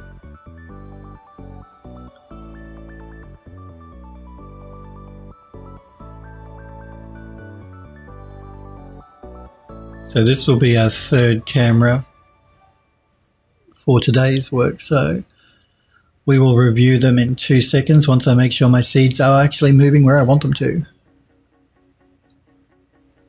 I'll move that in.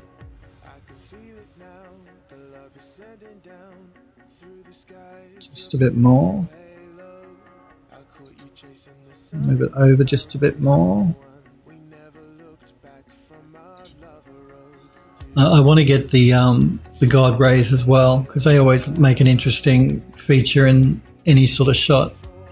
I don't know if you can see them on stream, but there are these God rays coming. They're subtle, coming out from behind the lamp here.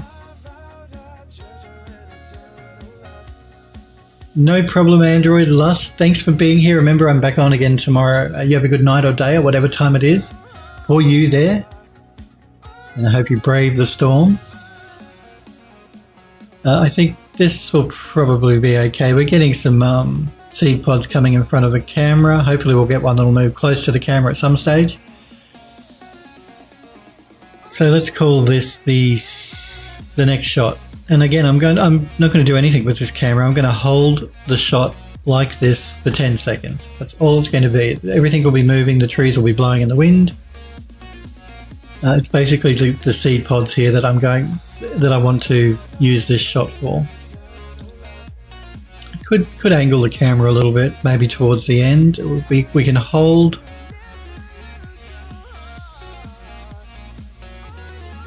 I'm wondering whether I should move the camera up. It's just getting into a position here with these seed pods that I like the look of.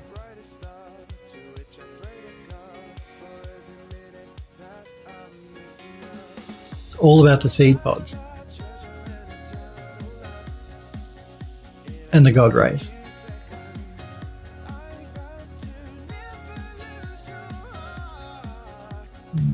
We are getting more God rays the higher I take the camera.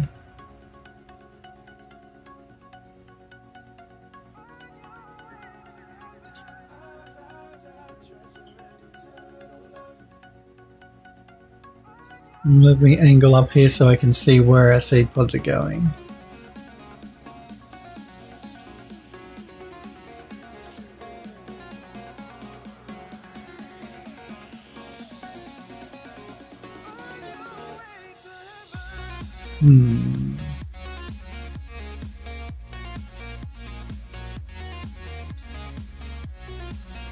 Yeah, I'm not completely sold yet on the position of this camera.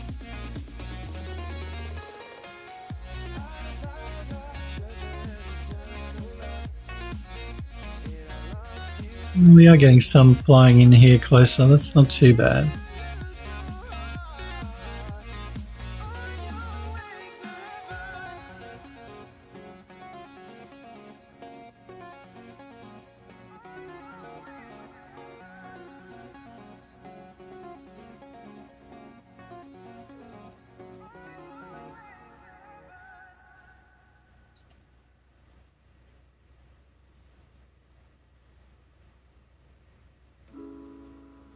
Let's rotate it around just a little bit more.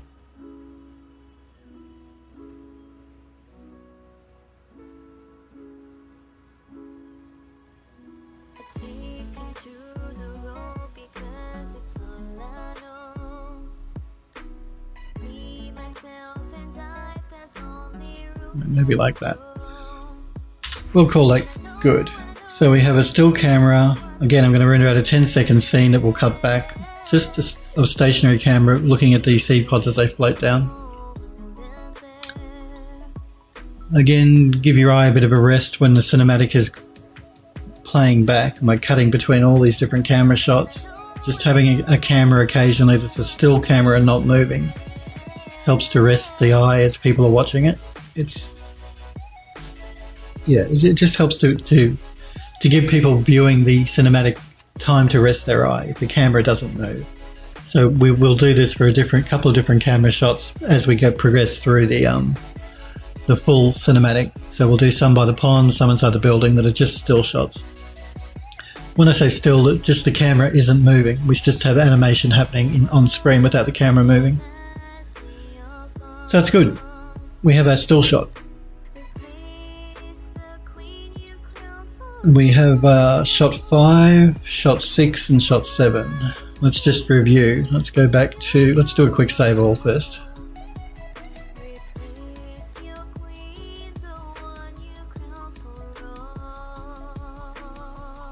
So we'll go back to shot 5, which is the one we started with.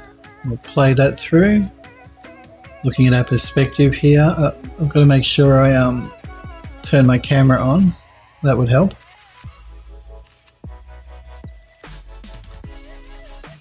Let's play that through. So this is one where we actually do move the camera quite a bit.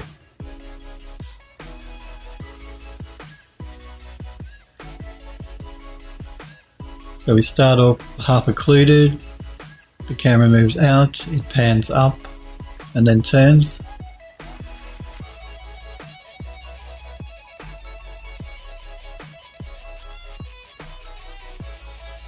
That all looks cool.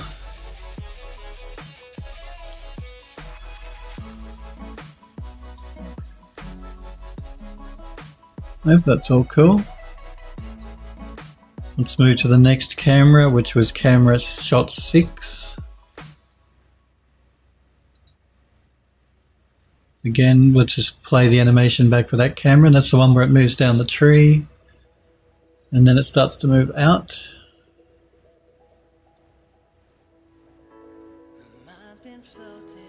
So down the tree and out across the path, pretty much straight lines.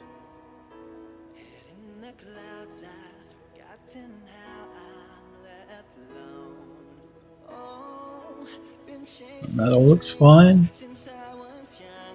I could angle it up a bit actually as we move out across the path.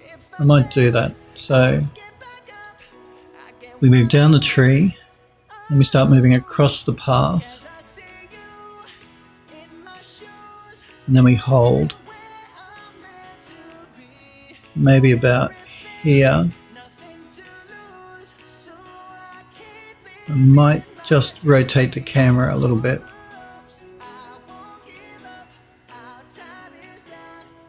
So where is my camera? There is my camera.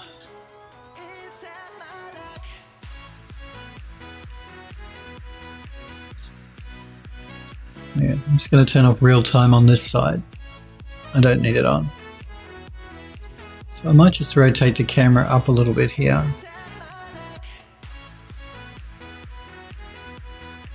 Again, I'm just going to make sure my transforms are set. They're not. Must make sure I set them before I change the rotation, otherwise it's going to change it for the entire length of the track. So transform, it's going to press the S key here and here to set some keyframes, and about here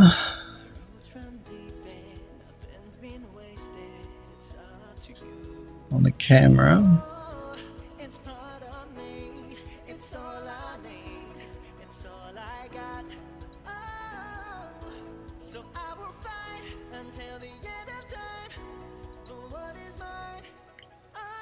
I might rotate it up a little bit,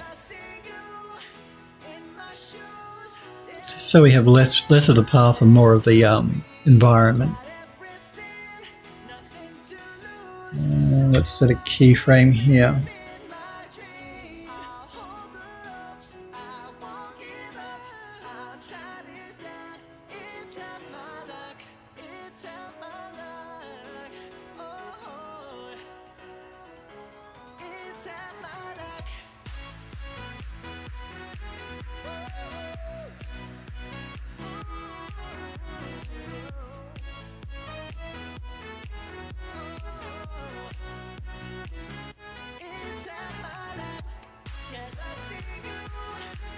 I'm just going to remove the keyframe for rotation here. So I want my camera to stay rotated up.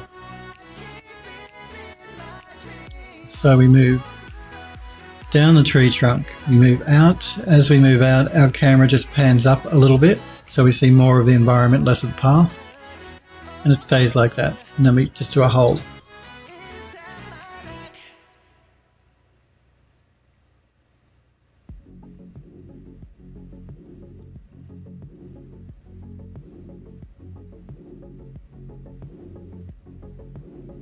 I just want to check something. I want it to run through one more time. I'm curious about what's happening down here in this corner. It seems to be catching a plant. I want to see if that's going to cause a problem.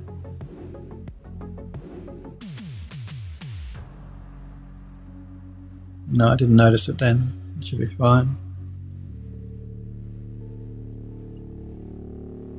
I was just concerned that a bush was passing in front of the camera and it may have been passing too close to the camera lens. I did notice something there, so I want to come back and do it by hand. So just between here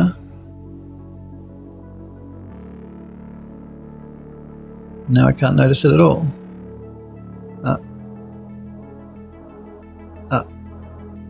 There's a leaf that's passing in front of the camera just here. It's really hard to see. It happens very quickly.